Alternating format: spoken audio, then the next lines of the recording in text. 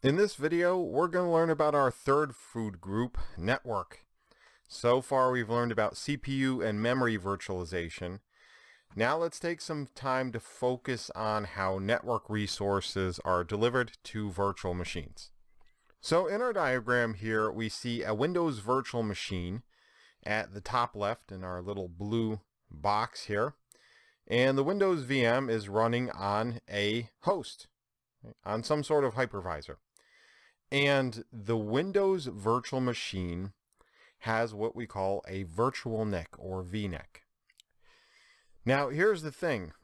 Windows doesn't know that it's running within a virtual machine. So Windows expects to see all of the same sorts of hardware that it would see if it was running on a physical server. Right? Windows is going to need to see CPU and memory, and we've already kind of covered how those are delivered. But when it comes to network virtualization, we need to provide our virtual machine a virtual network interface card. And so what Windows is actually going to see is drivers. Right? It's going to see drivers for a NIC, for a network interface card. Windows is going to have no idea, as the guest operating system, that is not actually really a physical NIC. It's a virtual NIC. It's fake hardware presented to our virtual machine as if it was real. So if I were to have a physical server with a physical NIC, I would connect it to a port on a physical switch. If I've got a virtual machine with a virtual NIC, I'm going to connect it to a port on a virtual switch, right? Much like we would do with a physical machine. And so inside of our hypervisor, we're going to have something called a virtual switch. Right? And this is a switch in every sense of the word.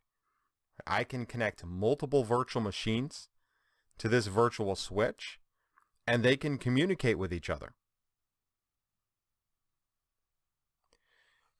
As long as I put those VMs on the same VLAN, they're going to be able to communicate through that virtual switch, just like they would be able to communicate through any other type of switch.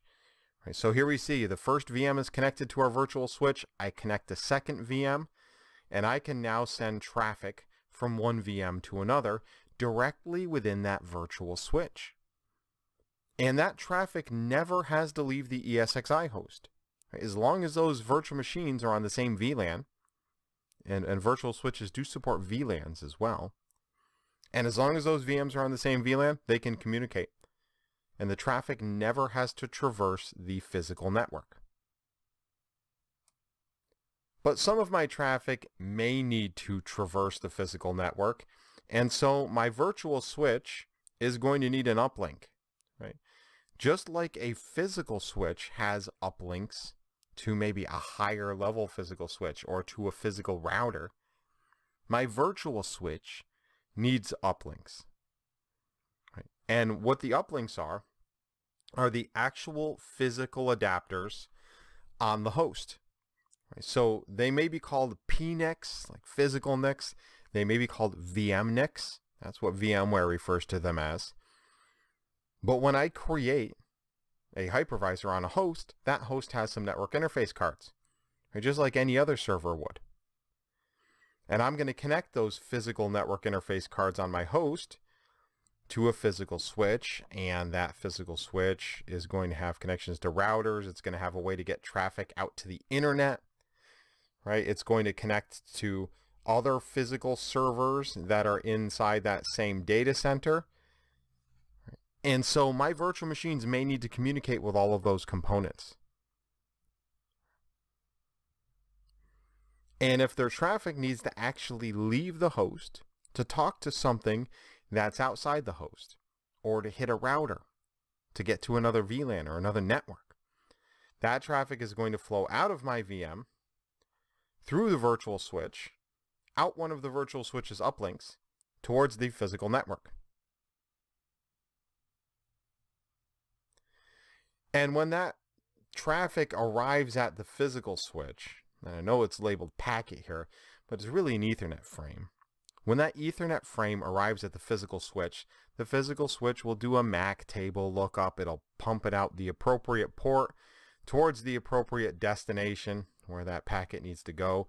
Or maybe it's headed to the internet, maybe it's headed to a physical host on my own local network, who knows? But now I've established the ability for all of my virtual machines to communicate with all of the devices on my physical network. And that's what a virtual switch does.